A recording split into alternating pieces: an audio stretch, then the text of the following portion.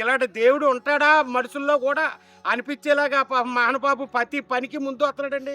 దేవుడు అన్న వరం ఎత్తే లేట్ అవుద్దేమో కానీ కంబాల శ్రీనివాసరావు గారు అయితే వరం ఎత్తాక లేట్ అవుతలేదు. ఆపదని అంటే ప్రాణాలు నిలబెడుతున్నాడు. అలాంటి మహానుభావుకి 2 చేతులెట్టి నమస్కారం పెట్టాలండి. ఇది పుందుకూరుపేట నుంచి గోపలపురం వెళ్ళే రోడ్డు అండి. నా చిన్నప్పుడు ఎప్పుడో పోసారు కొద్ది మెటల్ రోడ్డు. అప్పటి నుంచి పెద్ద పెద్ద గోతులు పెద్ద పెద్ద ఇది ఉండి ఎంతో మంది ఇబ్బంది పడిపోయేవారు కానీ ఎవ్వరు కూడా వచ్చిన ఈ రోడ్డు చేయలేకపోయారు. మన ఈ బావురా అన్నయ్య గారు గోకర్ణ కంబాల శ్రీనివాసరావు గారికి వెళ్ళి ఇలాగా పలానా రూటు మీరు వేస్తే పుణ్యం కట్టుకున్నట్టు ఉంటుందండి. ఎన్నో వచ్చినాయి కానీ ఎవరు చేయలేదు.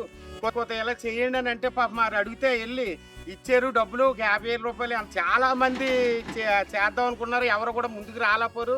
మహానుభావు ఎక్కడి నుంచి వచ్చాడో కానీ తెలియదు, కానీ ఎక్కడికి వెళ్ళి ఏం చేసుకొచ్చాడో మాకు తెలియదు, కానీ ఎంతో మంది ప్రాణాలు నిలబెడుతున్నాడు. ఆపదని అంటే డబ్బులు ఎత్తంలో ఇంక వెనక ముందు చూస్తలేదు. ఇలాంటి దేవుడు ఉంటాడా మనుషుల్లో కూడా అనిపించేలాగా మహానుభావు ప్రతి పనికి ముందు వస్తున్నాడండి. ప్రతి ఒక్కళ్ళు ఎక్కడి నుంచో కానీ నాకు పాపం రాజకీయం అన్నా కాదండి, అతను ఎవరు వచ్చినా ఆదరిస్తున్నాడు.